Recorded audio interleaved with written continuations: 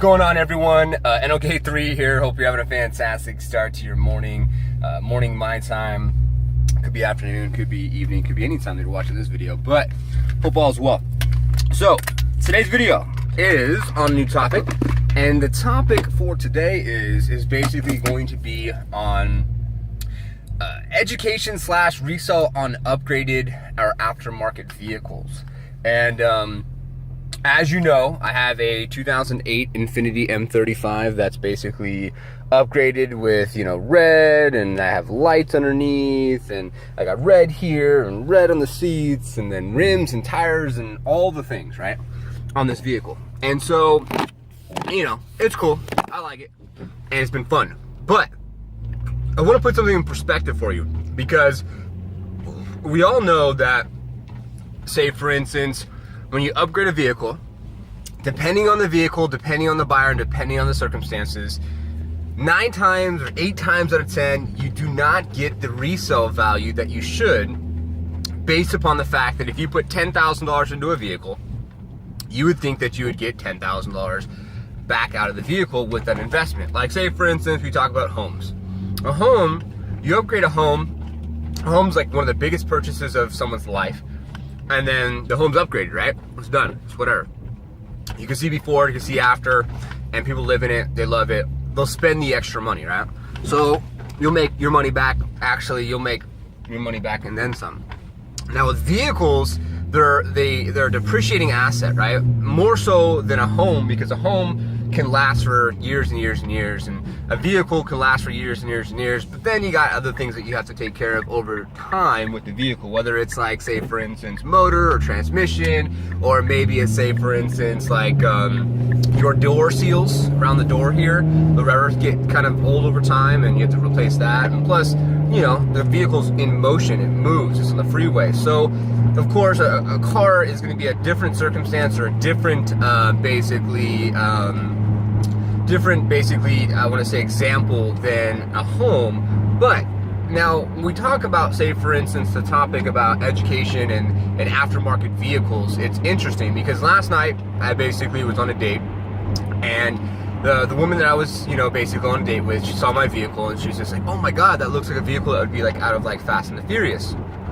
And it dawned on me, like, man, you know, if you look at cars in society, they're all stock. Every single, like, depending on where you live in the demographic, like 8 times out of 9 or 8 times out of 10, should I say, you know, vehicles are stock, and they might have rims, and that's about it. So it's interesting when you put it in perspective, because when I had a 2005 Chevy Avalanche that I sold for $20,000 and I bought for $13,000, made $7,000 on. Now with this Infiniti, I bought it for $15,500, had it for about 2 years, put $10,000 into it. I was looking to get like $19,500 or at the least $15,500, and now I'm down to $13,500 and starting to get some individuals that are interested. But it's interesting because I have $10,000 in this car right now, maybe $11,000.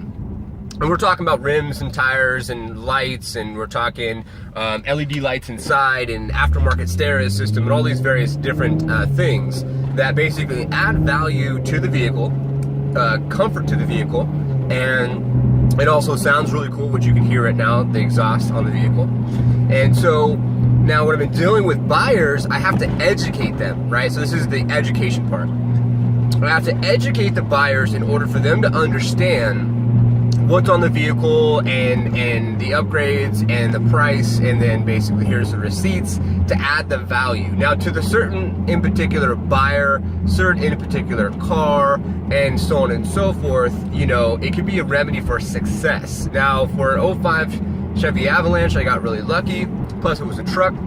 But for a 2008 Infiniti M35, large size sedan, a luxury sedan, they lose their value pretty quick, because a lot of luxury sedans are leased by business owners, lawyers, doctors, practitioners, and so on and so forth. So then the individuals that would like one of these type of cars usually get them at higher mileage, or get them when they're older because they can't afford them when they're new. So that's one thing that I have taken in consideration. But to kind of bring everything in and bring everything in full circle, I believe the reason why the resale value on vehicles that are upgraded is so low is due to the fact of education.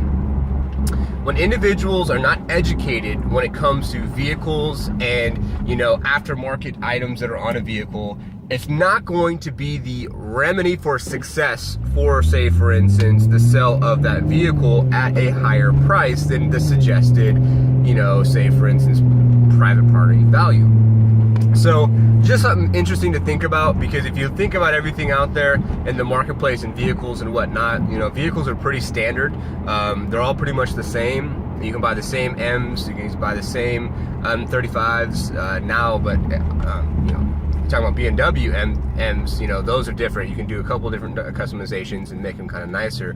But majority of the time, when you're talking about just regular old cars, a lot of them are pretty much just basic, you know, it's all the same, you know, Mazda 6, Mazda 3s, things like that. So it's just kind of interesting how basically, you know, everything is very basic, and it's up to the individual to upgrade the car. And then it's up to the individual to educate the next buyer, because in reality, the dealer will take your trade in, and they won't give you a single dime for any single aftermarket part that's on your vehicle. They go based off of just what the KBB or with their own systems will say that the vehicle's worth. So something to take in consideration, something that I was taking in consideration, something that I wanted to talk about today.